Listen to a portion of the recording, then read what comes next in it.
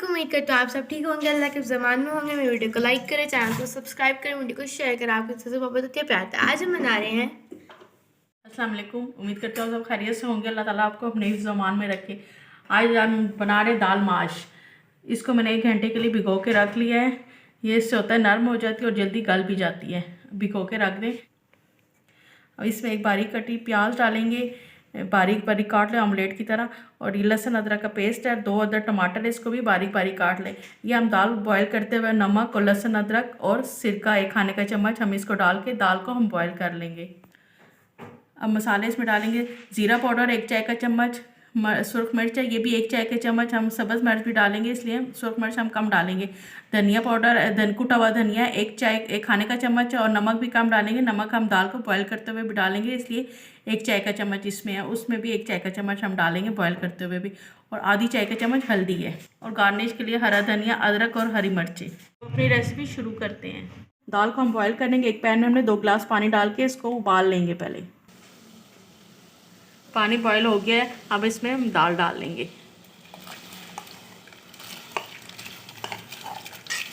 दाल को हमने इतनी देर उबालना है जैसे हम बिरयानी के चावल एक कनी छोड़ देते हैं, इस तरह हमने इतना बॉयल करना है।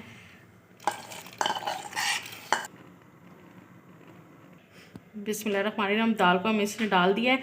अब इसमें लहसुन डालेंगे, लहसुन अदरक का पेस्ट और नमक डाल लेंगे।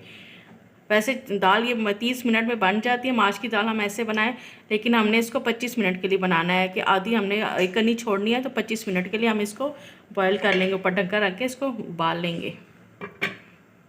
ये उसके ऊपर जो झाग सी जो आ जाती है, ये जो मैल होती है, ये आप उतार लें। उतार के ये फेंक दें। अब एक कढ़ाई में हम तेल डाल लेंगे। दाल हमारी उबल रही है। दूसरी तरफ आधा कप ऑयल है। आप घी में भी बनाना चाहें तो बना सकते हैं। ढाबों में घी में बनाए जाते हैं, हम घर में बना रहे हैं इसलिए हम ऑयल से बनाएंगे। प्याज डाल रहे हैं बारीक कटी हुई। एक प्याज, इसको हमने हल्का सा नरम करना है, कलर नहीं देना, हल्का सा इसको नरम हो जाए, बस इसका कलर चेंज हो जाए, इतना हमने इसको फ्राई करना है। प्याज देखें नरम हो गई है, बस हल्का सा उसका नरम हमने करना है। और लहसुन अदरक का पेस्ट हम इसमें डाल लेंगे, इसको भी साथ ही हल्का सा फ्राई कर लेंगे। अब हम इसमें टमाटर डालेंगे।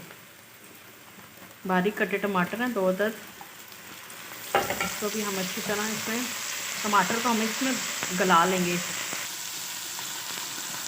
इतना पकाएंगे टमाटर हमारे अच्छी तरह नरम हो जाए। 5 मिनट के लिए हम ढक्कन लगा लेंगे। इसको ढक्कन लगा के 5 मिनट के लिए हम टमाटर गलने तक पका लेंगे। टमाटर देखें गल चुके हैं। इसको अच्छी तरह इस तरह मैश कर लें कि बीच में दाल में साबा साबा टमाटर अच्छे नहीं लगते। मसाला अच्छी तरह भून लें। और अब ये सारे मसाले हैं ये मैं इसमें डालूँगी। नमक हम इसलिए कम डालेंगे, बाद में हम टेस्ट करके डाल सकते हैं। दाल में भी डाला है, नमक ज़्यादा ना हो जाए। और इसको अच्छी तरह भूनें कि ये टमाटर और प्याज बिल्कुल इस तरह इसमें जो है बिल्कुल नज़र ना आए दाल में। बस मसाला हम 5-10 मिनट इसको अच्छी तरह बुनाई कर लेंगे। तो फिर दाल उबल रही है, दाल को मैंने चेक किया, ज़रा सा उसमें 5 मिनट और हो जाए तो फिर मैं इसमें दाल डाल दूँगी। देखिए दाल हमारी गल चुकी है। इसको मैं आपको चेक करके दिखाती हूँ। देखिए बस हमने इसको बाकी दम में पकाना मसाले में डाल के। अभी अच्छी तरह भून चुका है। सारी दाल को मैंने छान लिया। अब सारी दाल मैं इसमें डाल दूँगी। पानी मैंने इसका निकाल लिया है। इसको डाल के अब अच्छी तरह भून के तो इसको मैं 4 से 5 मिनट के लिए ढक के पका लूँगी, ताकि ये सारा मसाले का टेस्ट इस दाल में भी आ जाए। थोड़ा सा हरा धनिया, बाकी गार्निश पे डालेंगे, अदरक और हरी मिर्चें डाल दें। और इसको ढक्कन लगा के 5 से 10 मिनट के लिए दम पे रख दें। 5 से 10 मिनट हो चुके हैं। हम थोड़ा सा 1 चाय का चम्मच गरम मसाला डाल लेंगे। और अब इसको मैं डिश आउट करके आपको दिखाती हूँ। अल्हम्दुलिल्लाह देखिए दाल माश तैयार हो गई है, बिल्कुल ढाबे स्टाइल। और बिल्कुल इसमें हर कलर ग्रीन रेड कलर सब नज़र आ रहे हैं। आप इस तरह बनाएं। उम्मीद करती हूँ आपको मेरी रेसिपी पसंद आएगी। इसको रोटी या नान के साथ, घर की रोटी या नान के साथ सर्व करें, साथ चटनी, आखिर में हरा धनिया और अदरक से गार्निश करें। अल्लाह ताला आपका दस्तरखान भी हमारे दस्तरखान की तरह भरा रखे और आपको ये खाना नसीब करे। अल्लाहुम्मा आमीन। अल्लाह हाफिज़।